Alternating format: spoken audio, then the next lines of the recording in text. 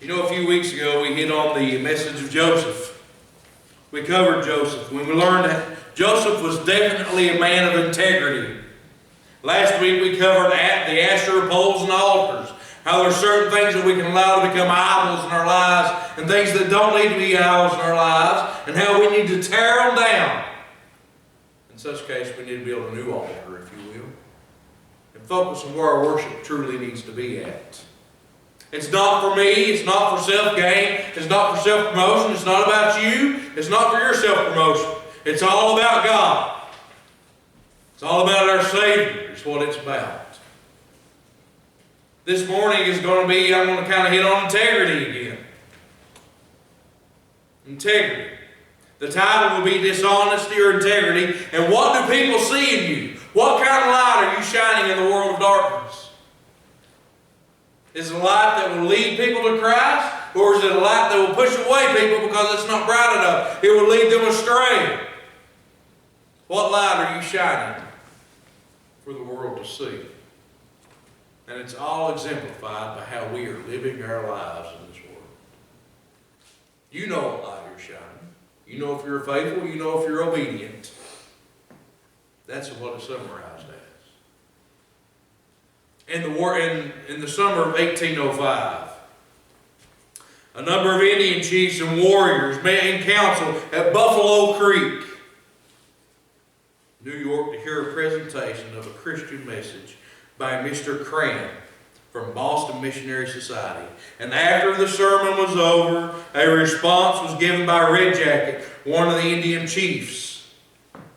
Among other things, the chief had said this: "Brother, I say that there is but one way to worship and serve the Great Spirit. If there is but one religion, why do you white people vary so much or differ so much about in your opinions or about what the Scriptures tell us? Why not all come to agreement and work together and come unified? As you all can read the book, why is there so much diversity? In other words, brother, we are told that you have been preaching to the white people in this place. These people are our neighbors. We're acquainted with them. We will wait a little while and see what effect your preaching has upon them. If we find that it does them good, it makes them honest and less disposed to cheat Indians, we will then consider what you have said." With all of that being said, I'm going to reverberate back to my first question. What kind of light are you shining in the world of darkness? What light are you shining? What if everyone had just sat back and outside of these walls and were observing how you handle situations in this life? How are you living your life outside of the church building walls? Because you know why I say church building walls? Because we are the church, people. We are the church. This building here is a place of meeting. It's not the church. Amen. We are the church. This is not my church. This is not Chris's church. This is not Dean Thornberry's church. This is not Gail Hall's church. This is Christ's church. And it bothers me so. Oh, that's Chris's church up the road. Oh, that's Brother Ed Locker's church over at Hardy. Oh, that's Brother Bob Warren's church over at Sharondale. Oh, that's Shane Locker's church at Zebulon. That's not the case. This is Christ's church. I didn't pay for it. Jesus paid for it. It doesn't belong to me. I'm a member of the church. And as a member, as a human body, I'm just a member of that body. Each one of us have different gifts. Amen. Different things we've been blessed with. So, how are you living your life outside these walls? What does the world see in you? Are you reflecting a life that brings glory to God? Or are you reflecting a life that would push people away? What do they see? Do they see loving kindness and obedience, trust in the Lord in your life? Do they see faith that can stand in the midst of many trials, tribulations? They see the love and the light of Christ in your life by how you're living your life outside of these walls. What impact does your life have on those sitting back and observing you? And I will say this, we are being watched. Whether you want to realize it or not, people are observing, like the Indians are observing the white people here. This narrative from this morning. Peter gives us an account. Now you're going to get a double dose of Peter this morning, because it was part of our Sunday school lesson too. Brother Dean started picking up in verse 13. I want to hit up to verse 13, or verse 10, if you will, from 1 Peter. Peter gives us an account in his first letter. He tells us the people like this, one mentioned here this morning in the introduction, people like Red Jacket are sitting back watching the church. They are observing us, how we're living our lives. They're watching our every move, around every turn, around every situation you face. You are being watched. And how we respond to the hard knocks of life that come our way can truly exemplify our character or our integrity. 1 Peter chapter 2, verses 1 through 12 is where we're going to be at this morning. Or chapter 2, 11 through 12. Sorry. Says this, Beloved, I beg you as sojourners and pilgrims, abstain from fleshly lusts, which war against the soul, having your conduct honorable among the Gentiles, that when they speak against you as evildoers, they may by your good works, which they observe, glorify God in the day of visitation. Now, the word observe here means to pay close attention to point out, to draw focus on, have concentrated effort. And notice, the world is making notes. They are watching. They are observing. They are placing a concentrated effort or concentrated focus on us as a church. Whether you want to accept it or not, those are the facts. That's what's happening. We're not being observed in this life by how we're inside here, because guess what? They say, oh yeah, everybody acts right when they're in church. Nobody's going to stay and act up outside of church. How are you living your life the other 6 days of the week? That's what they are observing when you're outside of these walls. So what exactly are they watching? What exactly are they paying attention to? What are they trying to observe in our lives? Well, like Red Jacket, they're observing whether or not we're practicing what we preach. They're seeing if we're walking the walk instead of just talking the talk, is what they're doing. They're seeing if we're truly living up to what we're proclaiming in the message. And what we're telling, if we're living up to what we're telling others they should do. If we're following the same thing that we're teaching others. The world is noting whether or not we're being hypocritical in our teachings, hypocritical in our actions, hypocritical in our lifestyles, and all the actions we faced, and when compared to that, what we're telling others they should do. That's what they're observing. They're observing if whether or not we're walking the talk or talking the talk instead of walking the walk. They're wanting to see if our character stands up to what we're preaching it should be, and if it matches our confession of our faith. What we profess, we believe in. That's what they're doing. The hallmark of the Christian life is that of integrity. Integrity. Now, we all know what integrity is. I've hit on it for about 2 weeks now. Integrity means you're standing up and doing the right thing even when nobody else is looking. But you know something? Whether the world is watching you or not, know this, God sees. Amen. God will reward you openly if you're doing the right thing. And if you're constantly seeking Him and His guidance and His direction and His Word in your life, guess what? You can't go wrong. My goal is not to please man. If I was constantly pleasing man, I would never step on anybody's toes in a message. If you go to a sermon or a service somewhere and you're not offended or cut by one thing that's been taught from behind the pulpit, watch out. I can tell you every time I open the Scriptures, something always jumps out at me and convicts me instantly. think the Chief Red Jacket was wanting to see how people acted inside the church walls or how they were living their life outside? He's wanting to see if their character had been changed, if their integrity was stepped up and was actually up to par what they were professing it was. That's what he was doing. He's wanting to see if they were truly honest and not giving in to cheating. As we open up this morning, I would like to challenge you to observe and see where you fit into this message.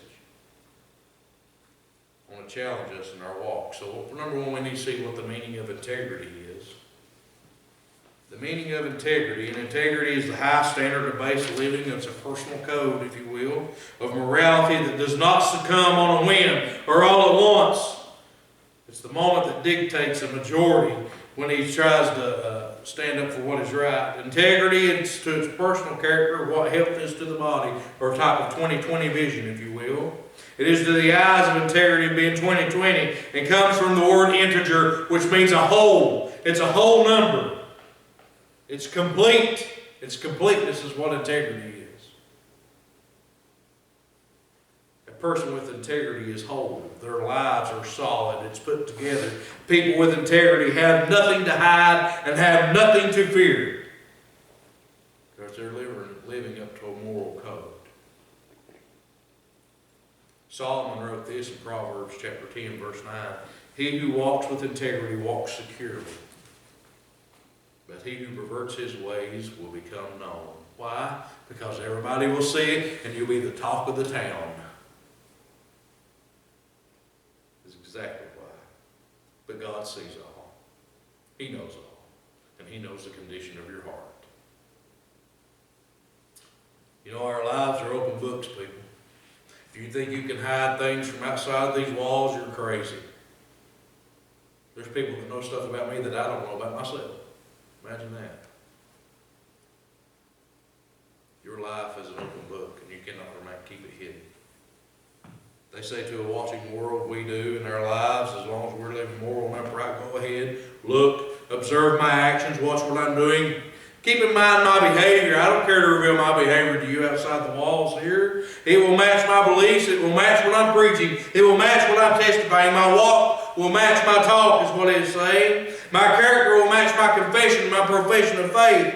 And who I am on Sunday will be the same person I am the other 6 days of the week. That's what integrity is. So number two, we have a model of integrity. We have a model of integrity. Can anybody guess who that is? Jesus Christ. We have been given a perfect example of integrity, the perfect model and the perfect guideline to live up to as a church, the perfect person to live up to. He was a man with full influence. He is a perfect example. He was influenced by purity, excellent character, full of love and obedience to his Father. Not one that was self-seeking. Anybody here self-seeking will always kind of look up for number one? I think we're all guilty of that. We've got to look out for number one. If you don't take care of yourself, nobody else will, is what we've always been told. He wasn't one that was self-seeking. However, he was always looking out for the best interest of others above himself. And the way that can be exemplified, he went to the cross for you. Was it for his best interest that he went to the cross? No. What did he gain from going to the cross? Nothing but ridicule and persecution. Torment, pain, torture, death. He went to the cross for us and to be obedient to the Father. Did he want to go to the cross? No. He prayed 3 times in the garden, remember? Father, if there be any other way, let this cup pass from me. He knew what was going to happen. He knew the full blow of it, what was going to take place. He knew how he was going to be ridiculed, how he was going to be tormented, how he was going to be tortured, punished. He also knew that death would be around the corner. He prayed 3 times for the cup to be passed. Not my will, but thine be done. And each time he prayed, the answer never changed. He became obedient to the point of death. You know, Christ came to serve, not to be served. He came to serve others. He came to be obedient. He came to give us, who would reject him and nail him to the cross of Calvary, an eternal hope with him. Mark chapter 12, verse 14 says this: When they had come, they said to him, Teacher, we know that you are true and care about no one, for you do not regard the person of men, but teach the way of God in truth. So is it lawful to pay taxes to Caesar or not? Trying to trip him up. They were always, the Pharisees and the teachers and the leaders were always trying to trip him up.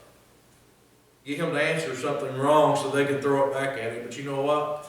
When they threw something back at him, he always answered the quality question.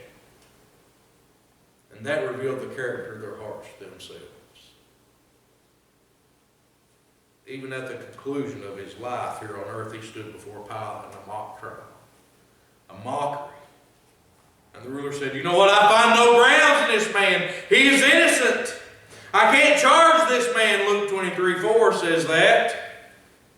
There was no basis of guilt, no evidence of what they were accusing him of. However, they cried out all the more. Now you talk about character. Talking about integrity. Could you stand before a trial knowing it was going to lead to your death? Take a punishment that you did not deserve to save someone else? Could you do that? Especially knowing the weight of the punishment that was coming. Could you do that? I don't think I could. Christ did. The perfect model of integrity. It is these reasons Peter gives us the instructions for all believers in 1 Peter chapter 2, verse 21. It says this: For this you were called, because Christ also suffered for us, leaving us an example that what you should what? Follow in his steps. Now, we're not given a promise of an easy life here on this earth, and I've said that a lot. It's not going to be easy. Christ even told us it would not be easy. He told us, hey, if they abuse me, if they ridicule me, if they persecute me, guess what? They're going to persecute you too. But he also tells us what? To endure. Because when we endure, guess what we've got waiting for us? A crown of righteousness. We will have tribulation a short time here on this earth. While we're here, we may suffer. We will. But after this life is over, guess what? If you were obedient, you were faithful, and you're living up to that moral code of integrity, you have a crown of righteousness awaiting you. The world is waiting, brothers and sisters. They're watching us and all we're doing, waiting to see if we turn on our faith, if we turn our backs to it. They're watching. In turn, we should be constantly following Christ because of that reason. I would hate to have to stand before the judgment seat and say, you know what? You wasn't really living up to what you were preaching. You were being hypocritical. And Christ gives out a series of woes on hypocrites. Woe to you, blind guides, Pharisees, hypocrites. And he says that numerous times. We should never be hypocritical. We should be practicing what we're preaching. We should be walking the walk instead of just talking the talk. We should be constantly following Christ and his example he laid before us, being obedient, shining his light into the world of darkness for all to see him. Charles Sheldon delivered a series of messages in Topeka, Kansas, a church about a community of believers that began to model behavior, the character and walk of Jesus. He took his text from 1 Peter chapter 2:21. His sermons were compiled into a book. It was called In His Steps and became an instant bestseller. The story turns to the response of the key church members to the challenge of their minister.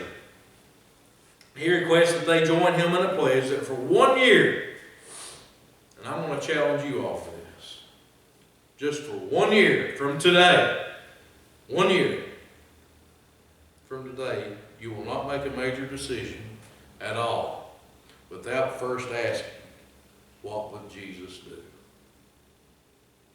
Any kind of major decision that comes your way, before jumping in and making a rash decision, I challenge you for 1 year from today. What is today, the 17th? Today the 17th of September? Or November? 1 year from today, November the 17th, I challenge you from this day on, for 1 year, not to make one heavy or rash decision without asking this question: what would Jesus do?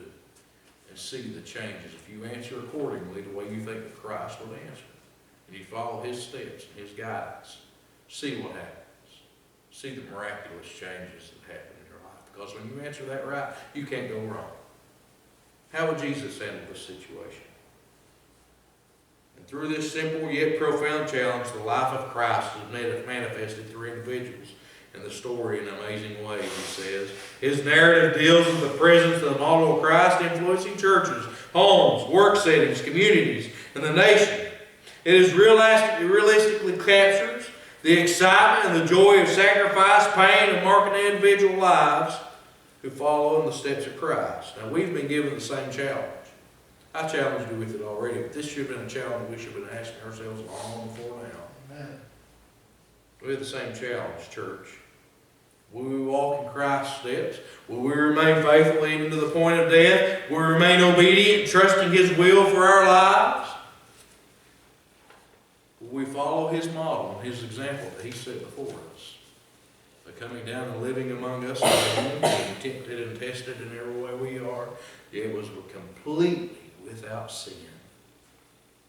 Will you follow His model? Will you make that pledge before any major decision and ask that simple question: what would Jesus do? Will we live a life of integrity or one that conforms to the world?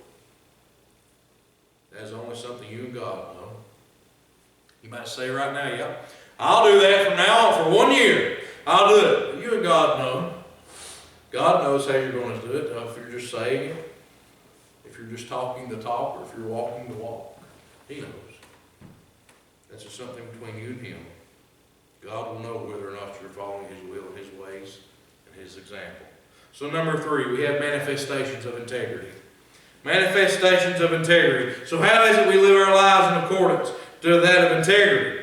Well, to answer that question, we must first ask another question. How are we practicing these examples on a daily basis? How are we living our lives on a daily basis? Are you walking the walk? What areas of our lives are people watching most closely? Now, if you think about it, the people that's watching you outside these walls, that know you better than you know yourself probably, because they follow you on Instagram or Facebook or whatever, they know your moral code by things you post or things you share, things you say publicly outside these walls. What areas of your life are people watching most closely? Now, if you answer that question to yourself, guess what? It's going to reveal an area of your life that what needs the most work. Because people don't care about your accomplishments. They want to see where you falter. Why? Because that can be the talk of the town.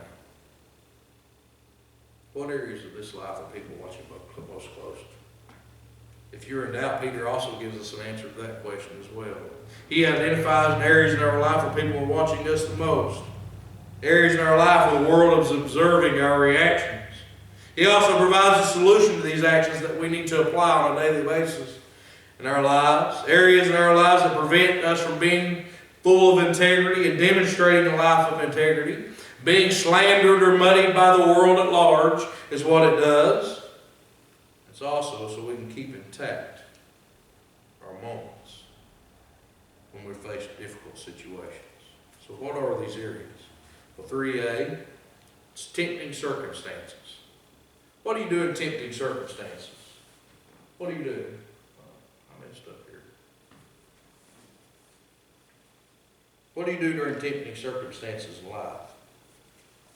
Well, 2 Peter chapter 2, verse 11 says this: Beloved, I beg you, sojourners and pilgrims, abstain from fleshly lusts which war against the soul. Now that of abstain means to separate, to completely depart from, to pull away like you pour oil in water. What does it do? It separates. It can't mix. It can't conform. And that's what we are to do, church. We're to abstain saying we're to be separated from the world. Don't allow the world in. Keep the world out where it belongs. There was once a teacher who had a student who went off to college. He had mentored this student for a long time, and a lifelong mentor of him. And with this student, as he went off to college, he said, when I got there, guess what, teacher? He's asking how it was. He said, I got there and I was invited to this fraternity party. And when I was invited to this fraternity party, there was women, there were drinking, there was lewd singing, there was all kinds of stuff. There was women freely giving themselves out. And the teacher and his mentor said, well, what did you do? He said, I ran away. Did I do the right thing? He said, absolutely you did. You did the right thing. You know, we get the Greek word to abstain from that, apokoma. Apokoma, which means this. It means to hold fast. It means to hold oneself or to avoid or to stay away. That's what this boy did. He said, I ran out the door. I got out of there. Did I do the right thing? And the teacher said, absolutely you did. On preparing this message, I thought of a few weeks ago, Joseph and Potiphar's wife. She tried to take him. She tried to go and have relations with him. And they were actually all alone, and Joseph probably could have got by with it, and nobody else would ever know. God would have known. Amen. But what did Joseph do? He said no numerous times, and she kept persisting and pushing. Well, she corners him. She puts him into a corner and says, lie with me. And what does he do? She grabs it. He takes off running. He literally runs out of his clothes. Leaves his jacket there in her hand. Brothers and sisters, let me say this. When you face moments that you know you're going to stumble, hardships in life, get out of there. Don't put a stumbling block before yourself. Don't put yourself in a situation where you know you're going to falter. And if this means avoiding situations, the temptation, things that you know you've had trouble with in the past, perhaps it's going with someone on a business trip with the opposite sex, it could be anything. Just don't go. Travel alone. Perhaps it could be that you've had a drinking problem in the past. Oh yeah, we're just going to go to the steakhouse right over here, and I know I've had a problem with alcohol and abuse of alcohol and stuff in the past. We're just going to go have a steak. I know they serve alcohol there. I know they serve beer and stuff. I'm not going to go. I'm not going to give in to that. Are you? Don't allow yourself to be put in a situation where you know you're going to falter. Don't do that. Whatever it is, refrain from it. Don't place a stumbling block in your path. 3B, in authoritative positions, show respect. Show respect in authoritative positions. We see in 1 Peter chapter 2, verses 13 through 14, it says this. Therefore, submit yourselves to every ordinance of man, for the Lord's sake, whether it's to the king as supreme or to governors or those who are sent by him to punishment of evildoers, and for the praise of those who do good. We also see in verse 17, it says this, honor people, love the brotherhood, fear God, honor the king. Peter instructs us to respect government, those who are over us in authority, authoritative positions. Those who enforce laws. We are to submit, we are to yield, which means to give the right of way. That means they have the right to go first. As a yield sign on a highway. Yielding to authority is a mark of a believer, believe it or not. I may not like the laws of the land, but I'm to obey the laws of the land. I may not like what's taking place. I may not like yielding. Like yielding up to a yield sign as a car letting the other person have his way first. I may not like to submit or yield, but that is the mark of a believer. It's not a sign of weakness, brothers and sisters. It's a sign of self-control is what it is. We are to yield to authority at all times, unless it violates God's law. Amen. There's an illustration. Christian came and said to Peter, you know, every part of me got saved but my right foot.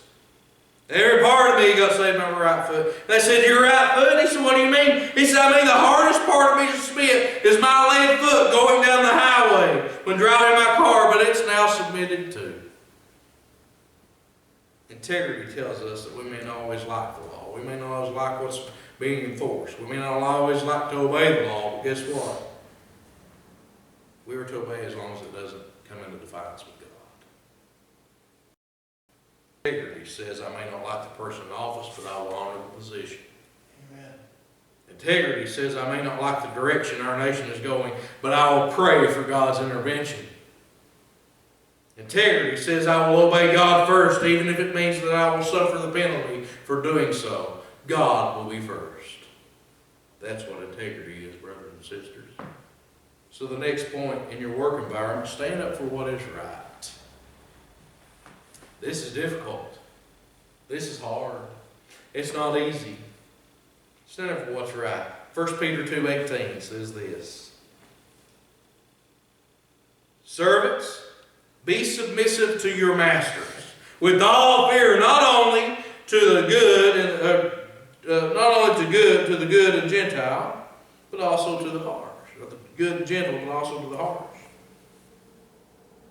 It was during the first Roman Empire, during the time of the Roman Empire, the reign of the Empire of Rome, that there was estimated 60 million people were slaves. 60 million people were slaves. Now this was during a time of oppression and hardship. And slaves were not considered as human beings, but rather they were considered as property. They were bought and they were sold just like cattle, just like a car. They were considered as property more than human beings. While we don't have slaves today, this can still be applied to us. We may not be slaves today in a sense. It can still be applied to us. Allow me just one moment to reword this verse here just this way and present it this way to you. Employees, submit to your employers with all respect. Not only to those who are good and considerate, but also to those who are harsh. Now, I've had some pretty hard bosses to work for in my lifetime. No matter what you did, they were never pleased. No matter how hard you worked, they were never pleased. But I still had to submit to what they wanted me to do. As Christ followers, our integrity doesn't just come to church with us on Sunday mornings. It goes with us everywhere we go. 7 days a week, 365 days a year is what it does. It manifests itself with us in a way that we treat and act to others. Treat others. Act to our superiors, our co-workers, our friends. It also shows and manifests itself in this way as we adhere to the policies of the companies and the procedures is what it does. Our integrity really shines through when we're not treated justly. That's hard. Everybody wants what is just due and coming to them. But in a sense, do you really want what's just due and what we deserve? I don't. Because I know what I deserve. I know what kind of man I used to be. I know what kind of man I still have hardships with today. And I don't want what's just due to me. I don't want justice. I don't know what you, when I stand before the judgment seat to receive an account for my life, I don't want justice. What do I want? I want grace. I want mercy. Our integrity really shines when we're not treated justly. In those situations of hardships, our Christ-like character can really shine through. It demonstrates itself with us, especially when the red jacket chiefs are watching to see how we're handling this life. Integrity in and of itself demands that we stand up for all times what is right, no matter the cost. I read about a salesman who was on the brink of retirement, involved a potential sale that could have made him millions of dollars, but he had to scheme the system just a little bit. Leave one slide of information out and he could have had a $1 million investment here that would have granted him millions of dollars on a sale. However, he did not do it. He told the customer the complete truth and it cost him the sale.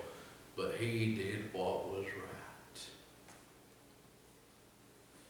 In suffering, seek God. In suffering, seek God. He's there with us. 2 Peter 2:19 says, for this is commendable, if because of conscience toward God one endures grief or suffering wrongfully.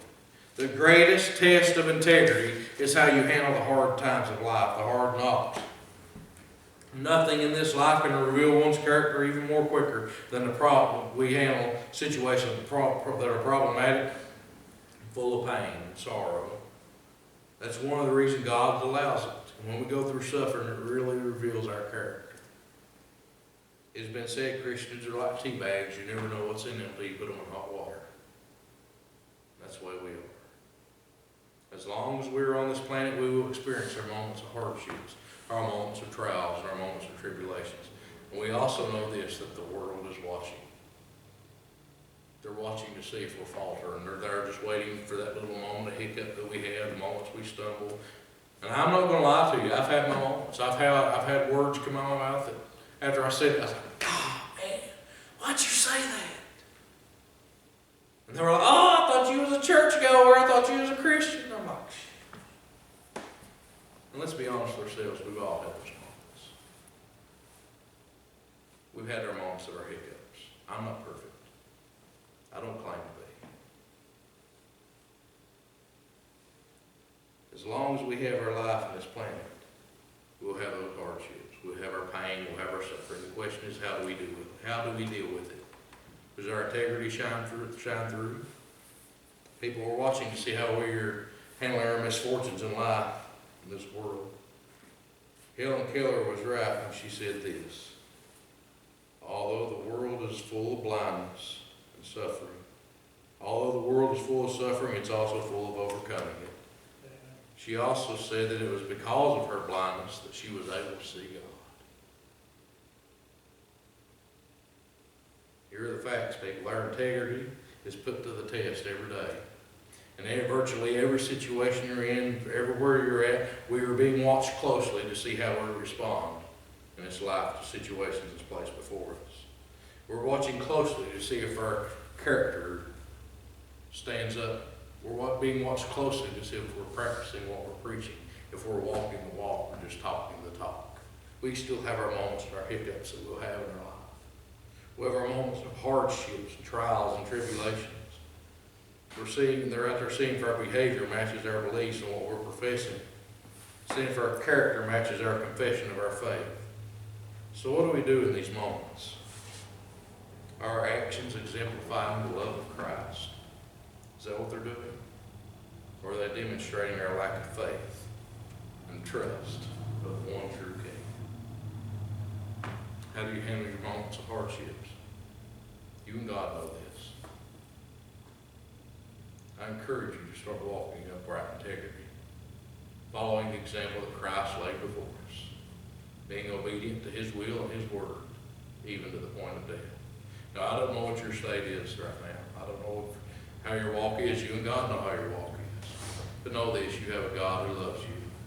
You have a Savior who came and bore your sins on the cruel, wicked cross of Calvary, conquered sin, death, and the grave, and rose on the third day, now reigning and sitting at the right hand of the Father, making intercession for you, so you don't have to endure an eternity of torment, punishment, pain, and ridicule without God's presence, because that's what's going to happen one day if you're not a Christian. The only part of God that people will experience one day that never accepted Christ will be His wrath and His judgment, His anger. And what a horrible and fearful place to be than to fall into the hands of the living God. But awesome.